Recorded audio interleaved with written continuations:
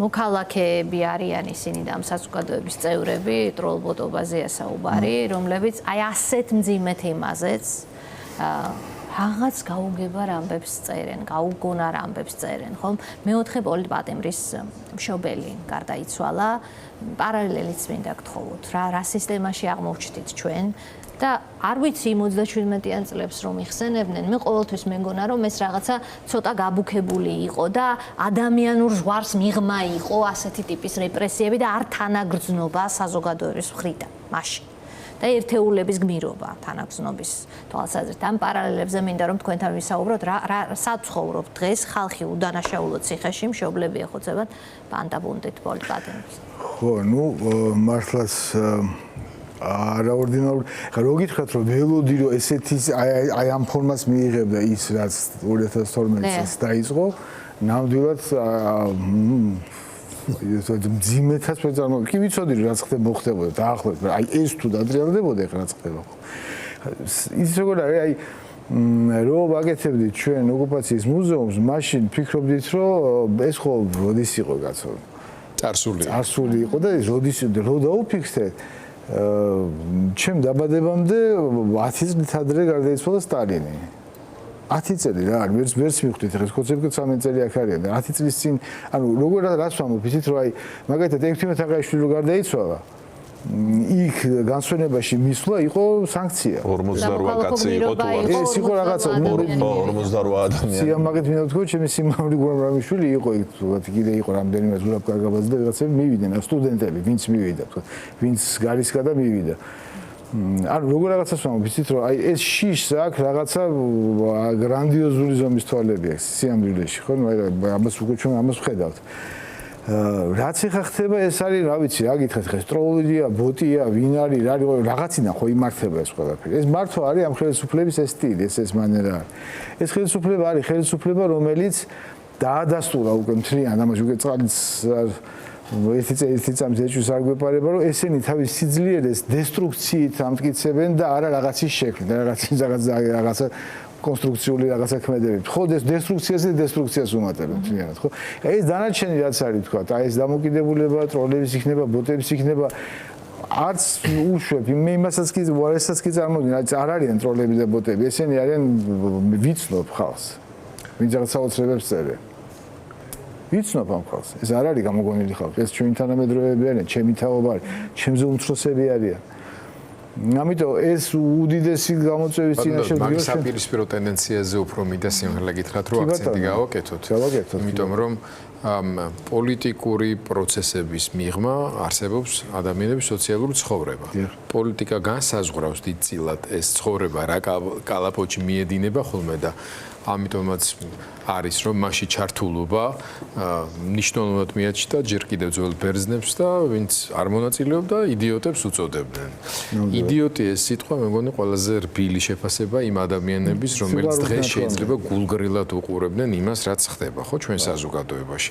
კიდევ ერთხელ პოლიტიკურ პრეფერენციებზე არ მაქვს აქ ლაპარაკი ხო? როდესაც უზრდელობა უფროსების მიმართ აგდებული დამოკიდებულება, ახალგაზრდების მიმართ ზიზღის თესვა. მე სიმართლე გითხრა, ეს ნამდვილად არ მახსოვს, აი მოყოლებული ჩემი ბავშვობიდან ახალგაზრდების მიმართ, ახალი თაობების მიმართ ყოველთვის წინა თაობებს ჰქონდათ აი ეს მცდელობა, რომ შეიძლება არც ვიმსახურებდით ისეც, მაგრამ რომ აი ეთქვათ, რომ აი საუკეთესო თაობები მოდის, რომ აი თქვენ უნდა აიღოთ ახლა პროპაგანდის სახელმწიფო პოლიტიკის რანგშია აყვანილი მცდელობა, რომ ახალგაზრდები წარმოაჩინონ როგორც, ასე ვთქვათ, ძალიან ცუდი ყოფაქცევის, ცუდი განზრახვების ადამიანები, ხო?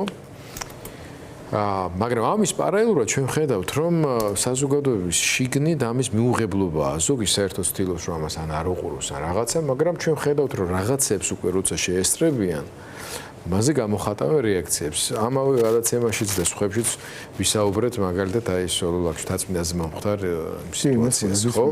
ანუ არის რაღაცა წითელი ხაზები, რომლის მიღმა გასვლაც ამ საზოგადოებას არც სხვებისთვის უპატიებია და ახლაც არ პატიობს.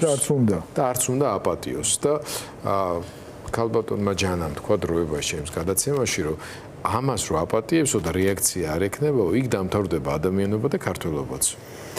თქვენ რა სიტყვით ამაზე? ამის რესურსი რამდენად არის ჯერ კიდევ ფაქტია რომ არის. მე და თქვენ ბატონ გიორგი ბევრი გულაპარაკი ახალგაზრდებზე და იცით ჩემ დამოკიდებულება ახალგაზრდების მიმართ, ნუ რაღაცა გამოუსწორებელი ოპტიმისტი ვარ. მაქვს მასთან ურთიერთობა, ეს იქნება თქვა მეგობრული, თუ იქნება ეს პედაგოგიური, ცოტა ვამპირული, როცა ახალგაზრდებისგან ძირებ ენერგიას, ბევრს და ვიღებ ძალიან დიდ პოზიტივს, უზარმაზარ პოზიტივს, რომელიც ახლა ეს შეუძლებელია. ანუ რა არშია საქმე, მე მესმის მათი დამოკიდებულება ახალგაზრდების მიმართ აი ესეთი დამოკიდებულება. მესმის იმიტომ რომ არანაირი ფორმულა, არანაირი დაწერილი თქვა სცენარი, თუ არანაირი თქვა ქმედება, რაც რითაც შეიძლება მათ გაანეიტრალონ ესენი არ მოქმედებს იქ სადაც იწერება ეს ყველაფერი. ის სპონტანურობა, ის ყველაფრის საფუძველი გახლავთ აი ეს გულწრფელი ალალი დამოკიდებულება, აი გულწრფელი სიყვარული თავის ქვეყნის. ერთმანეთის მიმართ, რაც თავარი, ჩემთვის ყველაზე უფრო მნიშვნელოვანია ის როგორ უყვართ მათ ერთმანეთი, როგორ ისინი იცავენ ერთმანეთს, როგორ არ იცვლიან ფეხს ერთი ადგილიდან უკვე 200 მერამდე რაღაცა დღე არის ხა, მალე წელი შესრულდება თუ ესე გაგზავნა ყველაფერი, ხო? ამიტომ ამბობ, რომ ეს კი ძალიან მძიმეა, იცით როგორ არის, საბედნიეროდ ესენი არ აქცევენ ყურადღებას, რაც სოფო მკითხა იმას, რომ აი თქვათ აი ამდენი ნეგატივი მოდის, თქვა სოციალური ქსელებიდან ამდენი ნეგატივი მოდის, თქვა ტროლი იქნება, ბოტი იქნება, რეალური ადამიანი, ისინი ამას არ აქცევენ, ამას ვაქცევთ ყურადღებას ჩემი თაობა, ჩვენ განვისტით ამას, რომ ეს როგორ საცხოვროთ, ვინ არის, იმათ არც უყურებენ ისინი, ამას და არც აინტერესებთ საბედნიეროდ. და ძალიან სწორია ეს, აი სწორედ მათ მიერ აი ამ ხალხის ნიველირებას გამოყავთ ისინი წყობიდან. ისინი არ აქცევენ ამათ ყურადღებას, ისინი პირდაპირ იციან, რომ მათ უნდა დაიცვან ერთმანეთი, მათ უნდა დაიცვან ქვეყანა, მათ უნდა დაიცვან ქალაქი და მათ უნდა გადაარჩინონ ეს ყველაფერი აი იმ უბედურებისგან, რასაც ჩვენი ახსნის გარეშე უკვე თვითონაც თავიანთი წყოფიდან და ცხოვრებიდან გამომდინარე ხდებიან. თქვენ არ გაქვთ მოლოდინი, რომ ამავე დროს მათი გადაღლა და გაუცხოება მოხდება, თუნდაც პოლიტიკური და საზოგადოებრივი. იცით როგორ არის? ეს ის კი არ არის, რომ მათი ცხოვრების წესი შეიცვალა. ან გადაღალოს გამოფიტოს. კი ბატონო, არ გამოიწვევენ. აქციოს. კი ბატონო. მათი ცხოვრების არსად იქცა ეს ყველაფერი. ეს არ არის თქო რაღაც კი აიძულეს რომ შეეცვალა ცხოვრების, მაგრამ მათ ისინი სიამოვნებით დაყვნენ აი მას ყველაფერს. ეხლა კიდევ ვიმეორებ, როგორც ადრეც მithქვამს, ეხლაც ვიმეორებ, რომ აი თავარი პასუხისმგებლობა სწორედ ეხლა ამ შემთხვევაში კი ისინი ამას აკეთებენ, ისინი აპროტესტებენ, იბრძვიან, მაგრამ მთელი პასუხისმგებლობა მაინც ძიმე ნაწილი მაინც ჩვენზე გადმოდის და ჩვენ თავაზე. თუ ჩვენ უღალატეთ მათ, კი თითქოს არ გვიკარებენ და ჩვენ თვითონ და ჩვენ გავაკეთებთ რაღაცა, მაგრამ ელემენტარულად ჩვენ უნდა ვეძგეთ მათ უკან. მათ უნდა იცოდნენ, რომ აი ჩვენ ვართ მათი კედელი და ბოლოს. ერთი ასეთი შეკითხვა. ის ნაწილი ჩვენი საზოგადოების, რომელიც ახლა იბრძვის და რომელიც თქვენ აღწერეთ. და ის ნაწილი, რომელიც ჩემი აზრით და რა ვიცი, კვლევებით და ყველაფრით არის უმცირესობაში, სინამდვილეში, მაგრამ ქართული ოცნება მიიჩნევს მათ თავის მომხრეებს და როგორც თავის დასაყრდენს ისე უყურებს, ვინც აი იმ კომენტარებს წერს ტროლებისა და ბოტების მიღმა, ანუ ნამდვილად წერს, ნამდვილად ლაპარაკობს ამას სადღაც სოციალურ სივრცეში. შეგიძლიათ გაგვიზიაროთ თქვენი დაკვირვება, აი ჩვენი საზოგადოების აი ამ ორი ნაწილის ურთიერთქმედება როგორია? ჩამოყალიბებულია უკვე ყველანაირად და ასე ვთქვათ ერთმანეთზე გავლენას ვეღარ ახდენს, თუ მაინც შეუძლია ამ მებრძოლ საზოგადოებას რაღაცნაირად ივანიშვილსა და მის მომხრეებს შორის დისონანსის შეტანა. შეუძლიათ. შეუძლიათ თავიანთი ქმედებით, თავიანთი ისევ აი ამ გულწრფელი დამოკიდებულებით იმ თემის მიმართ, რა თემაზეც ახლა ჩვენ ვსაუბრობთ, ის როგორ ძალიან ეს ამას გავაკეთებ ის მოხდება, აი ესე არ არის. აქ რაღაც ძალიან ბევრი ის კი არა რომ სპონტანურად, აი რაღაცა როდესაც სიმართლე არის შენს უკან, შენი იარაღი გახლავთ სიმართლე, როცა შენ წრფელი გულით ლაპარაკობ, ყველაფერს ასას ლაპარაკობ, შენს უკან არანაირი ანგარება არ დგას. ამაზე დიდი ძალა არ არსებობს არაფერი. ეს ხალხი იმდენად მე მაგალითად მეზობლებელი მყავს, არ ვიცი ხა ეს ქალბატონი საცხოს, როდესაც მე და ჩემი ძაღლი ვსეინავ დილობით, ხდება ხოლმე ქუჩაში და მწყევლის, იმიტომ რომ იცის ჩემი პოზიცია და იცის და ხან თავის გახეთქვით მე მომხრება, ხან სისხლის ჩემი სისხლის დალევი და ხან რაღაც ვიცი. თქვენ ინარჩუნებთ ოპტიმიზმს, რომ მან შეიძლება სიყვარულით, უღიმი, რასაც შეიცვალოს პოზიცია? არა, პოზიცია სიცხელი არ ჯერ სიტუაცია უნდა შეიცვალოს, რომ მე მან შეიცვალოს. ის ხალი გამოდის წყობიდან ჩემი აი ასეთი გულგრილი და თბილი დამოკიდებულებიდან გამომდინარე. ხა მე არ ვიტყვი ეს მაგალითი შეიძლება ყველაზე გავსადეს და ყველასთვის ეს სამაგალითო იყოს, მაგრამ ნუ ყოველ შემთხვევაში ეს ცალხვევი სიძულვილია. ცალხვევი სიძულვილია ისეთი ხო და ნუ აი რა უნდა ვუყოთ ეგეთ ადამიანს. ეგეთი ბევრია. ყოველ შემთხვევაში ჩემთვის ბევრია, თორე ზოგადად პროცენტულად ეს ის ამომრჩეველიც აღარ აყავთ რეალურად. ხა ისინი მართლაც უხან ამომრჩევლებს შორის მართლაც არის ხალხი, ვისაც უნდა ევროპა და არ უნდა ეს რუსეთი და რაღაცის გამო აღმოჩნდნენ იქით ამ ხარეს.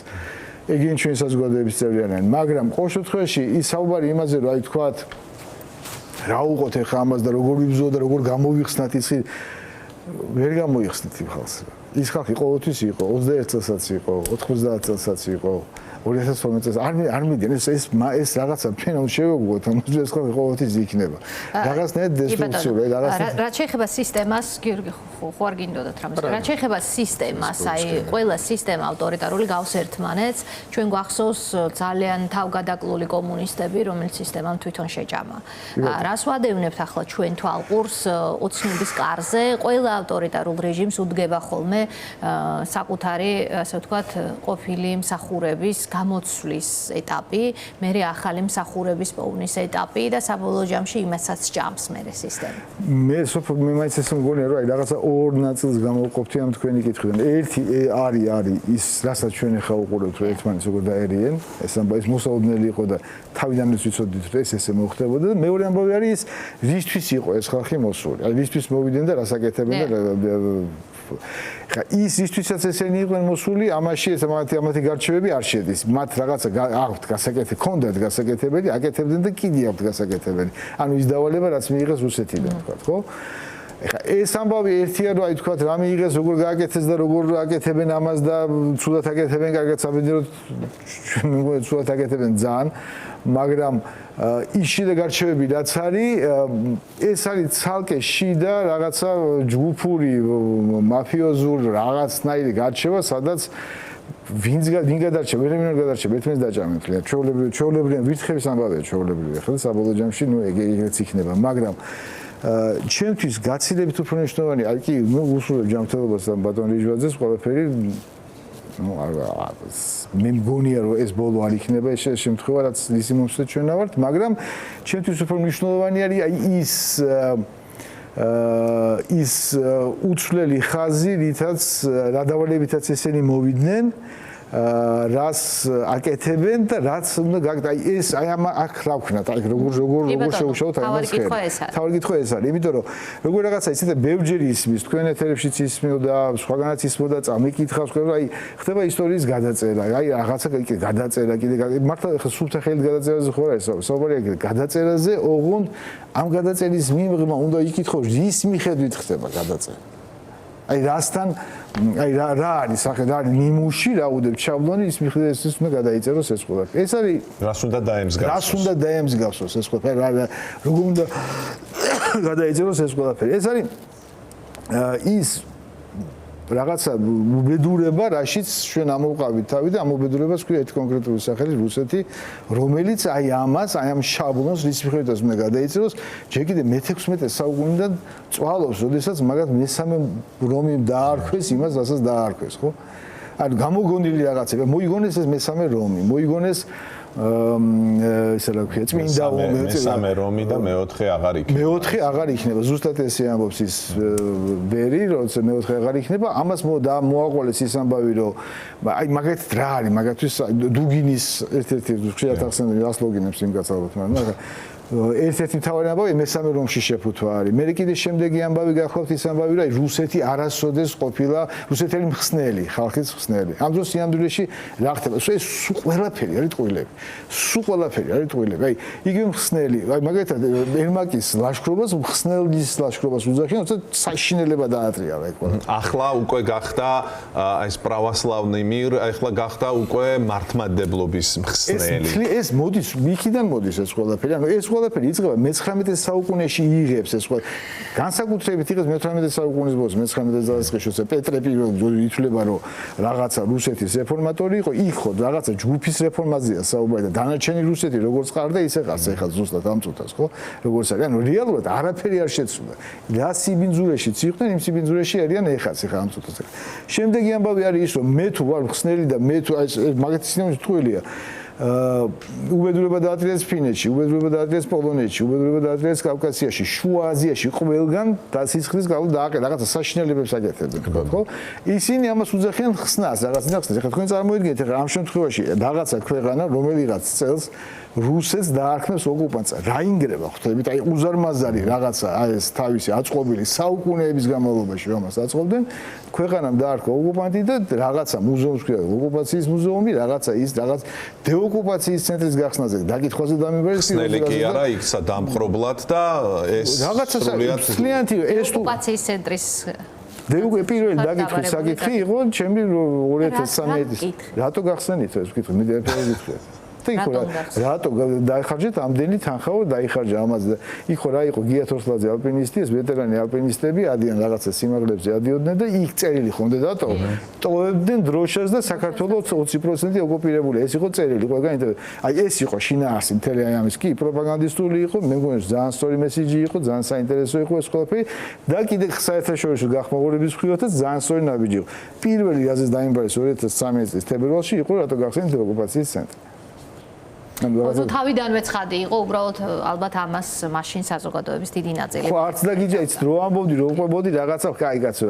აი ნუ კაი კაცო გადაიზრდა საბოლოო ჯამში აი ამაში ყველაფერში. ანუ არის მთელი რიგი წყება, ნუ დაახლოებით 7, 8, 9 ტყუილია, რომელშიც აი ამაზე, ანუ ამას ფუთავე, ამით იფუთება, აი ამ ტყუილებით იფუთება ის რეალური სახე ამ მონსტრის, რომელიც საუკუნეებს განმავლობაში ამას დამატებული გარნირად ასე ვთქვათ შიში.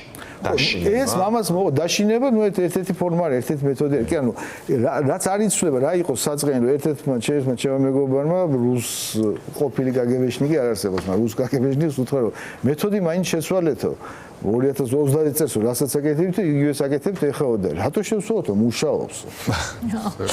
ხო და ნუ რა სიცხვილია ჩვენი მე მგონი ცოტათი, მაგრამ მე მგონი აღარ მუშაობს, იმიტომ რომ წამოვიდა რაღაცა თაობა, მოდის ეს პასუხი იმაზე თქვათ რა არის, სადაც ეს მეთოდი მანდამაინც არ მუშაობს, იმიტომ რომ ხო, მაგრამ მე-11 კლასამდეც თუ დაახვედრეს წიგნი დუგინის შაბლონით გადაწერილი ისტორია. ეხლა ხო, ეხლა რა თქმა უნდა, ის იმაზე მსგავსება ჩვენ როს გვასწავლიდნენ სკოლაში საბჭოთა კავშირის ისტორია და იყოს რაღაცა ზოგადად წაკითხვის და გაგების პრობლემა და სწავლის პრობლემა არ მოდი. ვერ ყვებოდი ამ ისტორიას. აი, ვერ ხვდებოდი რას ყვებოდი, რა უბედურება იყოს, რაღაცა დაგლეჯი. ისტორიებს ვერ აკეთებდნენ და საერთოდ არ იყო, ხედდნენ. რაღაც ბოდვა იყო რაღაც ჩაოლებრი და აი ამ ბოდვით არის შეფარული აი ამ გადაწერაში ამაში უნდა მოგვაქციონ. ამიტომ შესაბამისად რო გყავს მართლაც საოცარი განწუხელიძე იმას რო უძახიან პიარისთვის ვკტარს ხო აი ეს უკვე აი ხდება აი ესეთი აი ფეხებში ცელის გამოსვლა, მაგრამ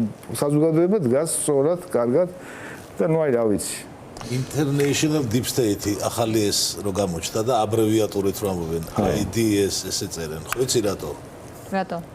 AIDS გავს რა სიტყვას და რომ ნეგატიური ასოციაციები გაგიჩნდეს ეგრევე რა AIDS ანუ Deep State-ის ახალი რებრენდინგია. არ არის გამოვიდა. ხო ბრენდინგს აკეთებენ ხოლმე ეგრე რომ კიდევ უფრო კაშაო რაღაც სუდ შიშებთან ასოცირებული რო იყოს შენთან. აი ეგეთი ხალხია რა ეს. ადამიანებში არსებულ უკვე დალექილ შიშებთან რო ასოცირება. უკვე დალექილ შიშებთან რო ასოცირება მოახდინა. მგონი ახალ თაობაში არ აქვს შანსი მართლა აი რაზეც ახლა. არა, მაგრამ ნუ ეხლა ძველი თაობებიც ხო ვართ. ძველი თაობა ღეროა. ახალ სამარგულიანი აჩვენებს აგერ რომ ძველი თაობაც ძალიან გულიც გვიძგერს. ყველაზე აქტიურად შეიძლება იბრძოდეს მისი ყველაზე უფრო პოლიციის ავტორიტეტზე ეს ხალხი უფრო ზრუნავს ვიდრე თვითონ პოლიციელები და რაღაცა საგიჟეში ცხოვრობს ჩვეულებრივ. ჩვენ აქ ვასრულებთ. დიდი მადლობა რომ იყავით ჩვენი სტუმარი, როგორც ყოველთვის ძალიან საინტერესო დისკუსია.